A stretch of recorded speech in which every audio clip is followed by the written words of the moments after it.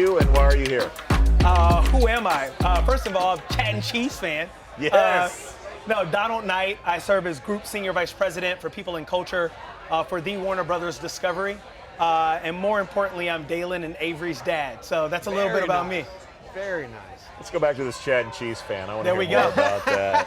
Come on. The question is, do you mandate that everybody listen to it? That's the big question. It's funny you say that. So Ariana Moon hit the stage earlier today with Tim Sackett. She used to be on my team when I was at Greenhouse. And yes, I believe that anybody inside of our profession has a responsibility to do what I call inbound and outbound leadership. So the inbound is what leaders are sending to you, right? So whether it's Burson or Chad and Cheese or anything that people might be reading, CHRO Daily. The outbound, though, I think we have a responsibility to go figure out who are the folks that are bringing the right conversations and elevating the right subjects in our profession for us to learn from. And in my opinion, y'all are doing that. And so that's why I'm a fan. And so, yes, it's not mandated, but it's strongly encouraged, voluntold. So other than Chad and Cheese, what nugget of advice would you give to your peers that they should really focus on in this upcoming year? The advice that I would give to my peers for the upcoming year is, I believe it's going to be my prediction, my hypothesis, is that the talent market is going to be 2022 all over again. What I've seen this year, myself included, is this has been the year where we've seen executives making their changes, right? There's been a lot of scarcity on going public. Companies have not been able to perform, thusly hiring has been lower. So you've seen companies start poaching executives. Those executives are gonna have to build out their teams. And so I believe next year, that's when you're gonna see greater movement from the VP all the way down to the senior manager level. So it's gonna be some topsy-turviness, if you will, similar to 2002 when you could go literally across the street and get $40,000 more for the exact same job and the exact same job offer at company B. So the things I need our teams to focus on, and this is what I just told our team in LA, I just left a lot in LA. The thing that I've been telling them they gotta focus on is really two things. The first one is go clean up all of our terrible processes. If you're not deploying automation right now, if there's a process that you feel like has been painful for your team, you gotta go fix that now because next year it's gonna affect way more people. Right? The second thing I think that they have to figure out is, what is our value proposition? Everybody's talking about employer branding. I'm like, okay, that's cool, but like, your benefits are no longer part of the value proposition. Most companies have the same set of benefits. You gotta be able to dial in on culturally and from a growth and development perspective, what can you offer me at Chad and Cheese that I can't go get at anywhere else? Did you hear? We have no benefits that anyone wants. He didn't leave the office. He left a lot. He left one. I want to dig into this 2022 prediction. Yeah. Money was free. Tech companies were loading up on people just so other people couldn't get them. Are you envisioning that, or are you envisioning more of the exec poaching, getting leads of the company, or all of the above? I mean, if we're talking specifically tech, there are tons of people right now that are at companies where they're waiting for a liquidity event. Yeah. Right? Yeah. That's part one. Part two, there's tons of companies that raise money with bad evaluations. So they raised money prior to this dip. I'll give you a good example. I believe the Instacart CEO, she's a phenomenal human being. And she just took on CEO within the last few years. But Instacart, before they went public, they thought they were a $30 billion valuation. Oh yeah. Only to find out from the market you're a $7 billion valuation.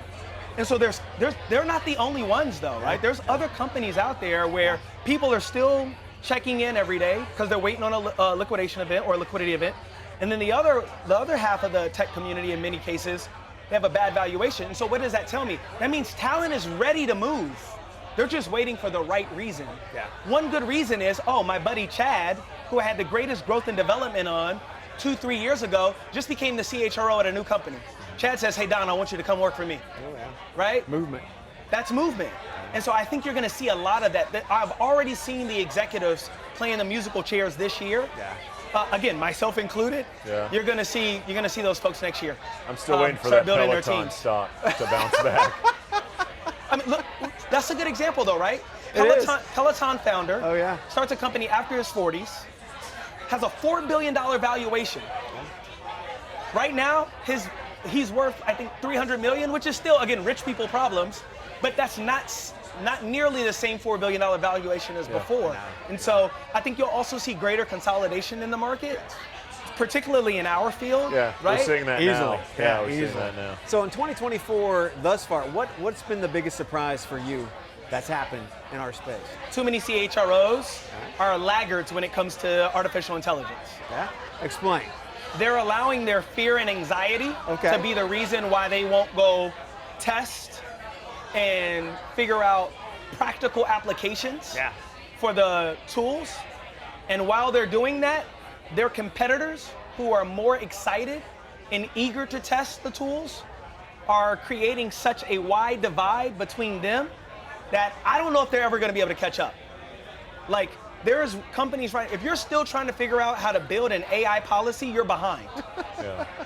You're behind. In the velocity of tech right now, if you're behind, you're fucked. So to AI real quick, you're presenting tomorrow on this topic. What are you going to be discussing? So we're talking. So tomorrow, I believe, right, we're at RecFest. Shout outs to Jamie and the team. So we're here at RecFest. I believe that it's incumbent on talent acquisition leaders and recruiters and sourcers to grab their own paintbrush.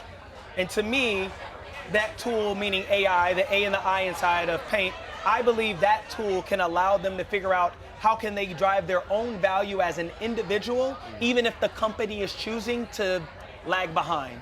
And so the idea tomorrow is to try to figure out, okay, at the company that you're at today and the way that you contribute to bringing amazing talent to your organization, what are you trying to paint? What are you painting on your canvas? Right. Because if you don't use AI tools today, or your company doesn't have an AI policy, or they've chosen to be a laggard and not deploy AI inside of the organization, effectively they're harming your career.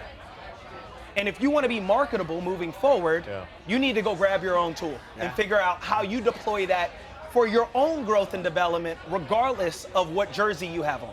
Well, much like we've seen with most of the best sourcers that are out there, they learn Boolean string, they learn how to dig into Google, they started to find, I mean really, they were curious, intellectually curious about how they could use this new tool, and they are the best in the business, and it wasn't because the company told them to go do it.